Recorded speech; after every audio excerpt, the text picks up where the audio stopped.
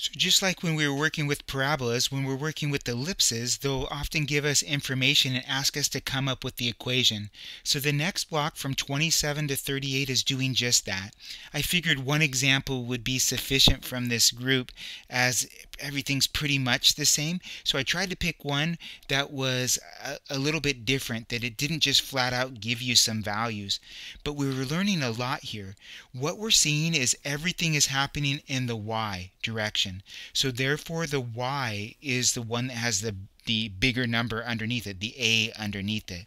And so maybe I'll write that first like the book. Now what's my center? My center lies right in between the two focus points. So what's right in between 0, 2 and 0, negative 2? Well, what's right in between those 2 points is 0, 0. So my center is at 0, 0, which is helpful because now I know it's a y squared over a squared plus x squared over b squared is equal to 1. So I'm after this a squared. Well, it's telling me another piece of information. So I use the two focus points to come up with the center. I don't know if I'm done with that yet, but how about this major axis length? That's 8. So remember what the major axis is. This thing is elongated in the y direction, and the major axis length, the major axis is the axis that is the longest, and they're telling me it's 8. That means halfway in between is my center point, and this is 4 and this is 4. So with that being stated, I now know that my a is equal to 4. So now I know it's y squared over 16 plus x squared over b squared is equal to 1. So how in the world am I going to find out what b squared is? Easy.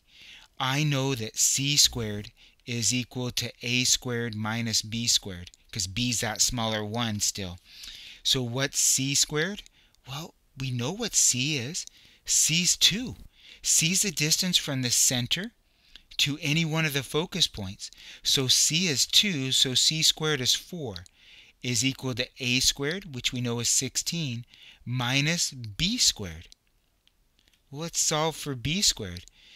B squared, you can already see, would need to be 12. Now don't find b. Nobody cares about what b is. We care about what b squared is. So now what do I know? Y squared over 16 plus x squared over 12 needs to be equal to 1 is the equation that must have come from. That would have a major axis length of 8. That major axis would be in the y direction, which is good for the focus points. It would have a c value of a c squared value of 4, which would produce a c value of 2. We're perfect. And so we could flip to the back of the book, make sure we did that all well. But you'll find that as you look to those back of the book answers, that these guys are really, really nice. So this was number 32. I'll just double check it while we're here together. And that's exactly what they have. Now they have it written with the x squared first, so it wouldn't matter which one you have, whether it's a y squared or an x squared first. So that's how you do that type of problem.